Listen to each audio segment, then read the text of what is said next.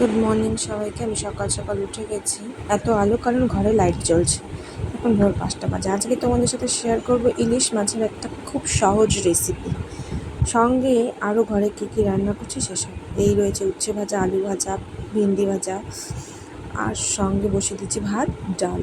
এবার যেটা করবো সেটা হচ্ছে এই ভাজাভুজিগুলো করে নেব। তারপর আমি ইলিশ মাছের রেসিপিটা তোমাদের সাথে শেয়ার করবো। এই দেখো ভাজাগুলি হয়ে গেছে।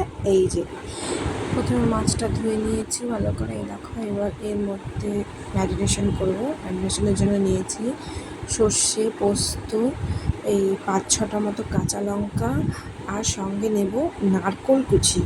এই নারকোল কুচি ঠেলে নিলাম। এবার এটা একটা মিক্সড পেস্ট বানিয়ে নেব মিহি। এর মধ্যে আমি দেবো নুন দিলে তেতো হবে না, নুন দিয়ে দিলাম।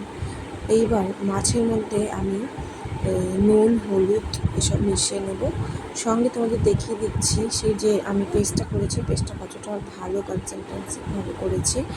এই যে এতটাই সুন্দর মিহি করে করেছি। এবার এই পেস্টটা এই মাছের মধ্যে মাখিয়ে নেব সুন্দর করে।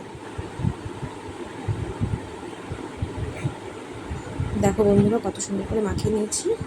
এবার তেল গরম করতে দিয়েছি। তেলের মধ্যে দেব আমি কালো জিরে ফোড়ন দিয়ে সেই মাখা মাছটা এর মধ্যে ঢেলে দেবো।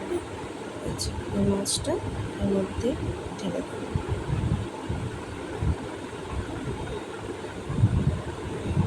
এর মধ্যে এখন পরিমাণ মতো জল দিয়ে দেবো আমার যতটা প্রয়োজন, আর সঙ্গে দিয়ে দেবো কাঁচা লঙ্কা। এই যে যার যেমন ঝাল প্রয়োজন হবে কাঁচা লঙ্কা দিয়ে নেবে। এই যে এতটা জল দিয়ে দিয়েছি। এবার সেদ্ধ হওয়ার জন্য ঢাকা দিয়ে দেবো একদম লো ফ্লেমে। আর ইলিশ মাছ সেদ্ধ হতে বেশি সময় লাগে না, তাই অল্পই করে জল দিয়েছি। এবার ঢাকা দিয়ে রেখে দেবো। এবার কিছুক্ষণ পর দেখো ঢাকা খোলার পর ঠিক এরকম হয়েছে। লঙ্কাগুলো সব সেদ্ধ হয়ে গেছে, মাছগুলোও সব সেদ্ধ হয়ে গেছে। এই সময় নুন দেখে নিতে হবে নুনটা কেমন হয়েছে। এবার আমি এটা নামিয়ে নিয়েছি, সঙ্গে দিয়ে দিয়েছি কাঁচা তেল। দেখো বন্ধুরা কত সহজ এই মাছের রান্নাটা, আর খেতে খুবই সুন্দর, খুব সুস্বাদু। এবার আমি সার্ভ করে নেব। দেখো আজকে এই যে মাছের রেসিপি, মাছ রান্না হয়েছে, সঙ্গে হয়েছে মুসুর ডালটা দেখো। এইভাবে আমি ডালটা পেঁয়াজের ডাল করেছি। আর তার সঙ্গে রয়েছে আলু ভাজা, উচ্ছে ভাজা, আর ঢ্যাঁড়স ভাজা, কাঁকরোল ভাজা, আর মাছের তেল। ওই মাছের তেলটা ছিল যেটা আমি তেলের মধ্যে দিয়ে গরম করে নিয়েছি একটু বেশি করে, তা দিয়ে।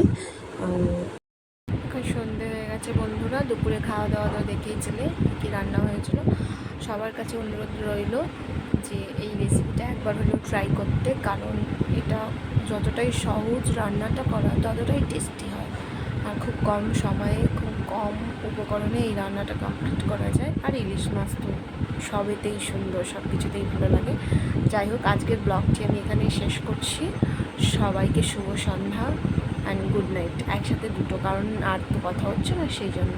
সবাই ভালো থেকো, দেখা হচ্ছে নেক্সট ব্লগে।